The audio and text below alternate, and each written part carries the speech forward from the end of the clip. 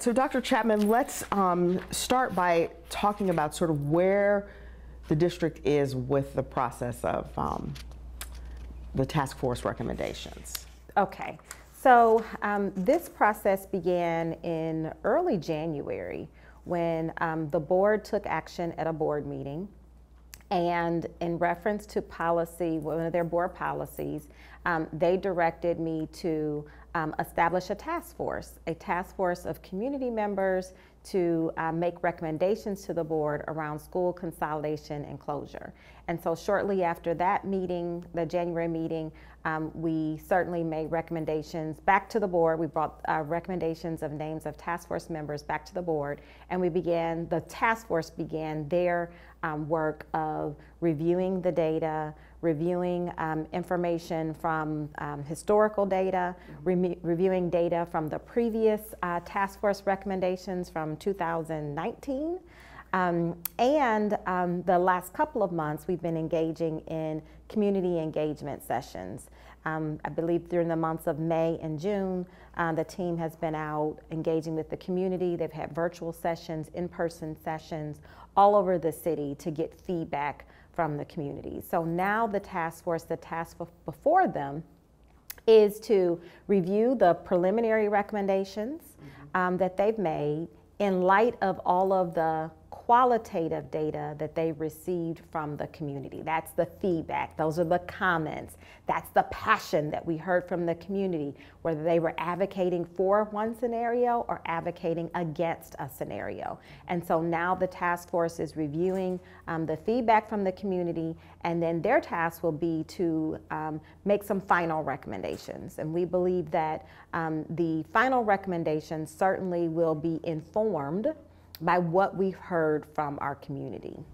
So people at home will hear that and feel like, and possibly feel like, when they went to a community feedback session, they were heard. Absolutely. And our commitment to our community and our task force members is that every comment that was shared in those sessions will be shared with the task force. So everyone has a voice, and everyone's voice will be lifted up in this process. We certainly want to give a huge amount of gratitude and thanks to all of our community members, parents, students, staff, administrators, clergy, business leaders, all of our community members who have participated and come to these engagement sessions and shared their feedback with us. How much of the feedback have you seen? I've seen a lot of the feedback. So we've really compiled all of the feedback in a full report. It's over 200 pages.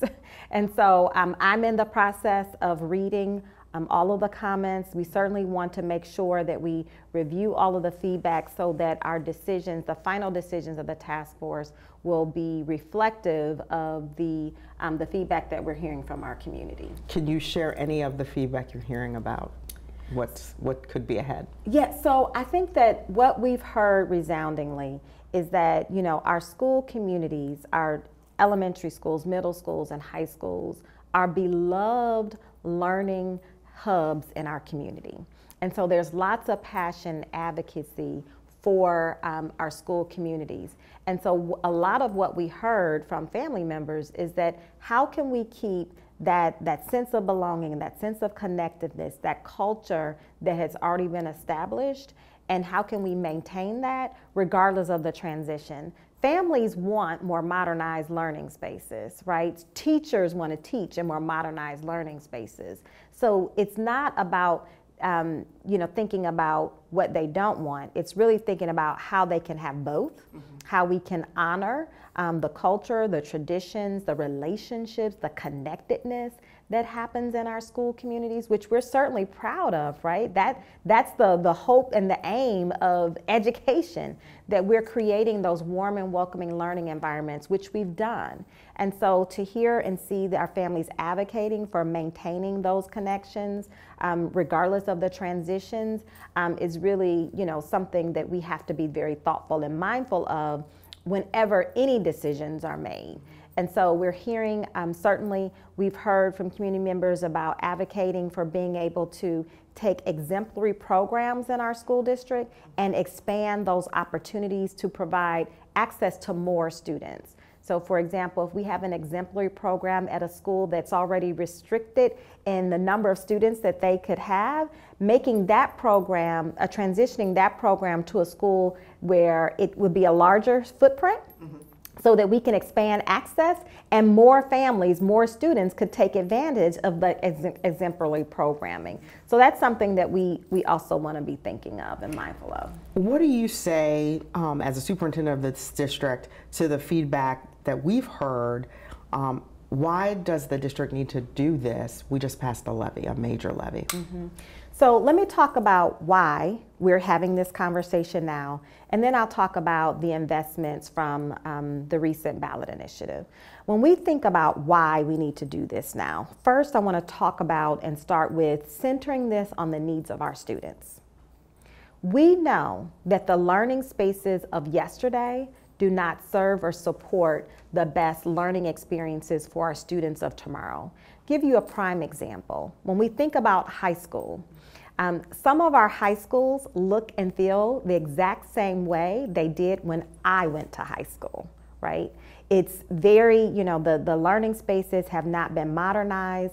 We certainly want to be thinking about more modern spaces that are more flexible and nimble, that allow for cooperative learning, that allow for innovative labs, right? Wouldn't it be exciting to have more innovative spaces in our high schools? We want to be preparing our students and positioning them to compete in all of the workforce demands that are coming to our city and our region, right? We want to be thinking about how our high schools can become hubs for career academies. And so they can have access to all of the programming and the needs that really will prepare them not only for college and career, but for the workforce.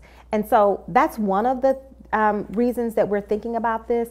We're also thinking about this because now we know more about our resource allocation, that because we've partnered with an organization to really help us dig into that data. And so when we're thinking about how we allocate our resources, which includes our facilities and staffing, we recognize and have to name that we're as a district, as an organization, so now we're talking about the system, as a district, we are spending and allocating more of our resources on facilities and maintenance of our buildings than instruction. And I want to pause there, because as an educational, as a leader, and as as a former teacher, that gives me great pause when I think about how we should be allocating our resources as a system. We exist to provide the robust experiences educationally for our students. There is no way that we should be spending more of our resources on facilities and maintenance of buildings. That gives me great pause. That keeps me up at night. And that is certainly something that we need to change. But that data, why we spend more money on facilities and maintenance of our buildings, is because when we look at our footprint, we have more buildings than we should have for the number of students we have enrolled. We have 46,000 students across our district. Districts of this size that have 46,000 students have on average about 20 to 30 fewer buildings than we do. So what's a comparable district in our state? Because this is the largest school district. Well, there wouldn't be a comparable district in our state because we are the largest school district in the entire state. But when we think about comparable districts, again, we partnered with an organization that helped us dig into this data and shared with us that districts of our size have a considerably smaller number of schools. And that's because we have about 30 schools that have an enrollment under 200. And so that's not the average size of an elementary school. That shouldn't be the average size of a middle school. And that certainly shouldn't be the average size of a high school. When you think about the amount of programming and services that you want to offer to your students, when you have a school with 150 students, there's a lot of trade-offs and sacrifices that you make. And so this is something that we need to be thinking about when we're thinking about the system. My task as CEO is to be thinking about the needs of the entire organization.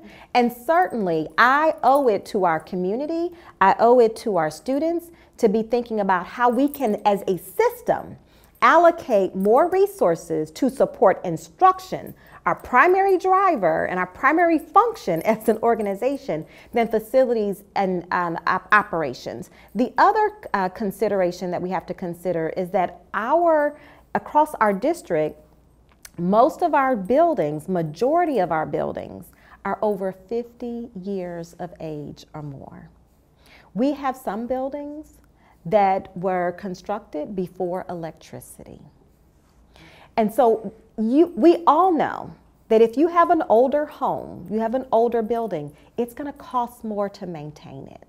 So we have to be thinking about, there's some buildings that should be taken offline because it's going to cost a considerable investment just to maintain it, just to keep the HVAC going, just to keep the roof working properly.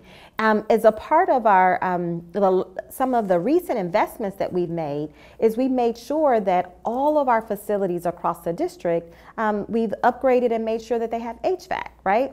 Air conditioning, and keeping the buildings cool in the summer and warm in the winter. Well, now we've made those investments in some buildings that really we shouldn't be investing in at all because of the age and the condition of the building. Even the building is challenged with maintaining HVAC because these are buildings that shouldn't have HVAC. They weren't designed for that. And so we're really at a pivotal point where we have to acknowledge where we are. We have to acknowledge the age and condition of our buildings. We have to acknowledge the number of sites that we're trying to maintain. And then when we spread our resources out over so many sites across the district, we're really watering down the programming and the experiences that we could be offering to our students if we were able to, transition to just an average size building. And so those are some of the challenges and really the impetus between why there's an urgency around addressing this now, because when we think about the equitable opportunities, one of our guardrails that we've set as a district and collaboration with our board, we want to provide more resources, more programs to our students. Well, in order to do that, these are some of the bigger systemic issues that need to be addressed. So what would happen to the buildings that would be closed? Mm-hmm. So that's a great question. So certainly we want to name and acknowledge that the board is the primary responsible entity that would make any decision, any final decisions about the properties once we decide that a school will be closed or consolidated. I certainly have my recommendations and would be thinking about how we address the needs of our community, particularly when we think about early childhood. I would love to see us really invest in more early childhood opportunities for our students. We know that when our students come to us with solid, high quality early childhood programming, they're more successful in kindergarten, they're more successful in first grade, second grade, and third grade, and it's just a significant return on the investment. And then our students and our teachers don't have to play catch up when our students in kindergarten, beginning as early as kindergarten. There's been so much research on the impact of early childhood education, the impact on making sure that our students are ready to learn beginning in kindergarten. And so I see there's a real opportunity for us to be thinking about, perhaps we could have an early childhood center in every region of our city. Right now we have an early childhood center in the Linden community, and we've partnered with the city for an early childhood center on the west side, but there's so much more opportunity there. But we as a district, K-12, because early childhood is not required, we don't receive full funding for early childhood programming. So we would really have to be creative and work with our partners, sister government agencies, such as the county, Head Start, to be thinking about how can we partner together to expand access to early childhood programming in our city and in our communities.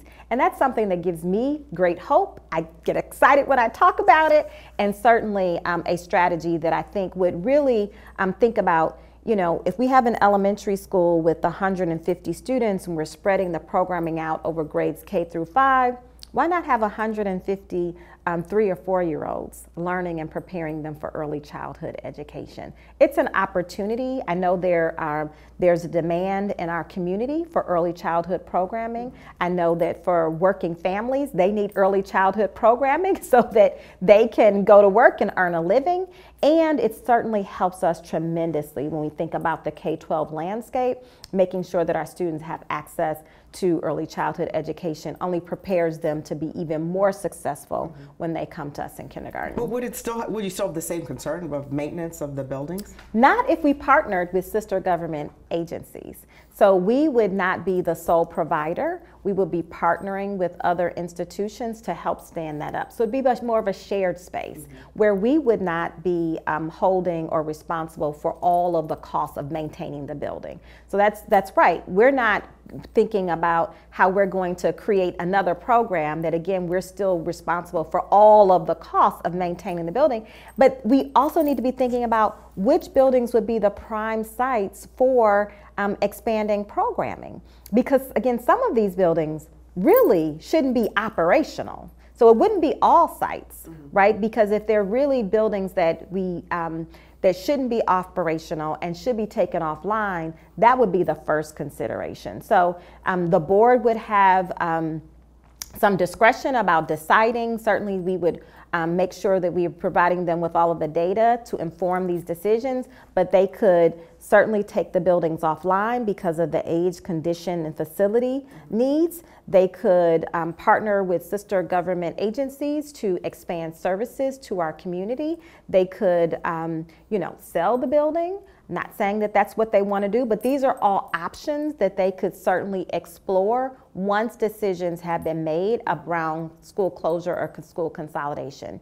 And I know our board has established a committee that will be meeting soon to kind of consider what are the options for repurposing the buildings within their portfolio. And then how many buildings do you think, or is that part of what the task force is going to come back? How many buildings might be closed or consolidated? So that's a good question. The preliminary recommendations that the task force made to the board included probably about 20 buildings. There were several different scenarios. Some of the buildings were listed in the scenarios more than once. So there was probably around 20 buildings. I'm thinking that based on the feedback that they've received, that they will that will inform the final recommendations, and it will be more of a condensed list. So they will have reviewed the data, reviewing whether or not the logistics of whether or not they would be able to serve students if X building was consolidated in another building. And so it'll be a more condensed list. So maybe 10, 15? I mean, do you see it going lower or? I'm not sure. So there's a lot of factors here. So the task force will be making their final recommendations with a final list of recommendations. They'll submit that to the board, and then the board will have to vote on those recommendations. The board could certainly decide to vote on all of the recommendations, some of the recommendations, or none of the recommendations. So there's lots of opportunity here for the actual recommendations that are implemented to be refined throughout the process. And then I wanted to ask you about the reason any of this matters is the kids. What do you say to parents who are saying, what about my kids? I know.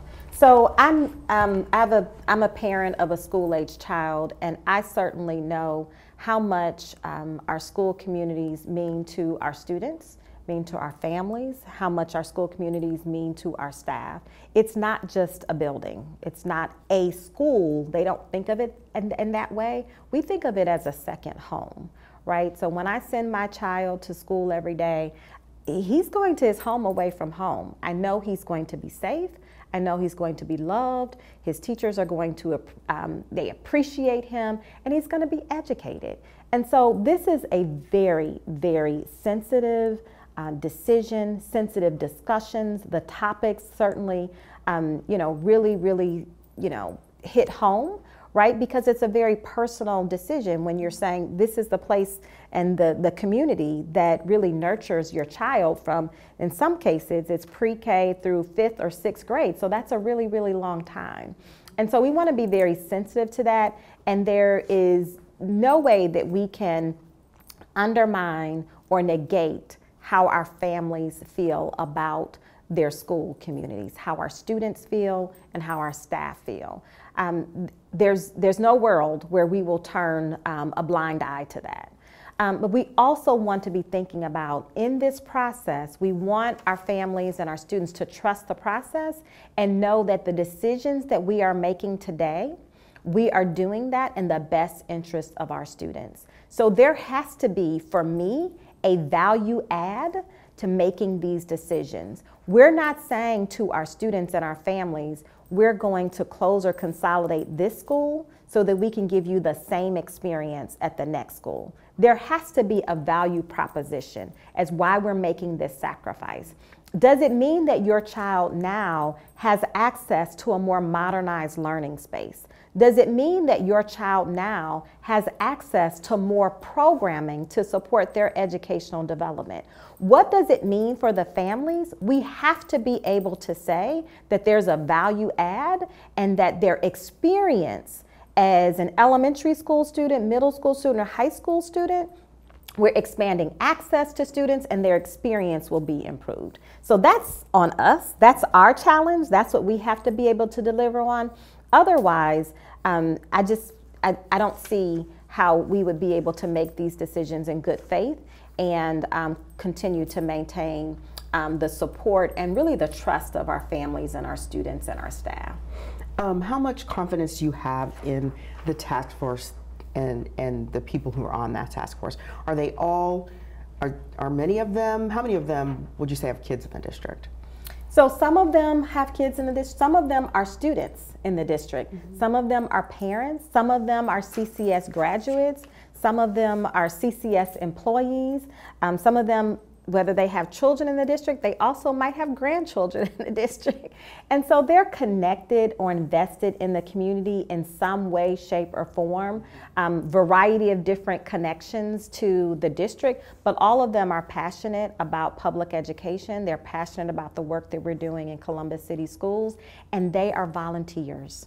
They are volunteering their time, their energy, their talent and expertise to lean in to this very difficult conversation that we're having in our community to support the work moving forward. So I commend them for their service and their leadership for stepping up for a time like this, because there have been community members that served on previous task force, and it's just really, it warms my heart to know that there are community members who are committed to the work of the district and willing to serve in this way.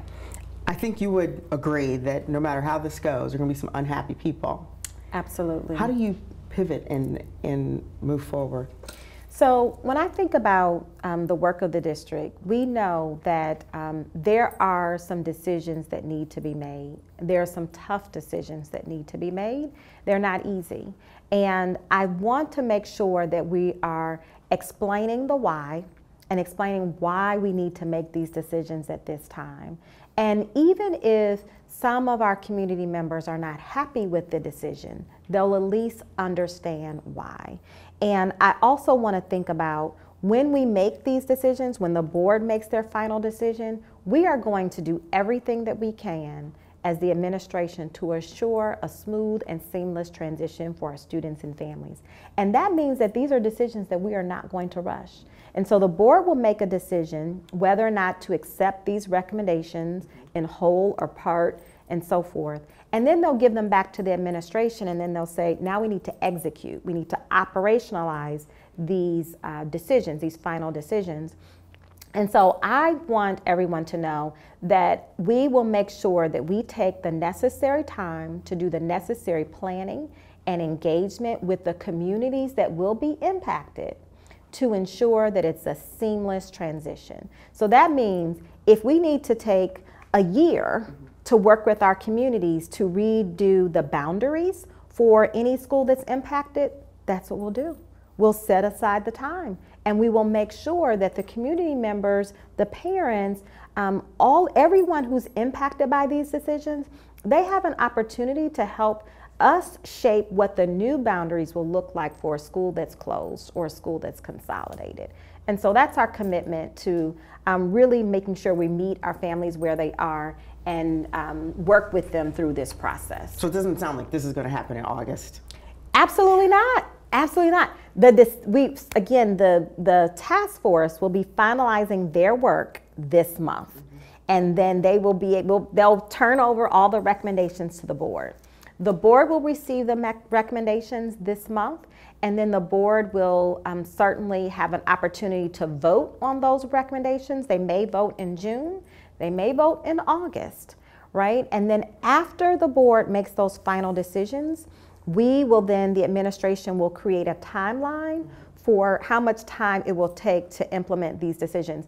Let's say there's 5 schools on the list that are recommended and approved by the Board of Education. It would be a heavy lift to transition 5 learning communities in 1 year. We would have to stagger that over a period of years.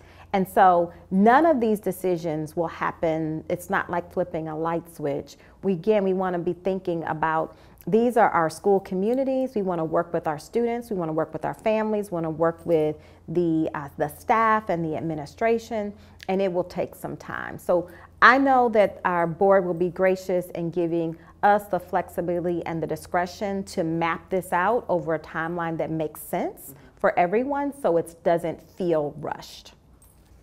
But I just think that alone is staggering, and we're not in the business of maintaining buildings.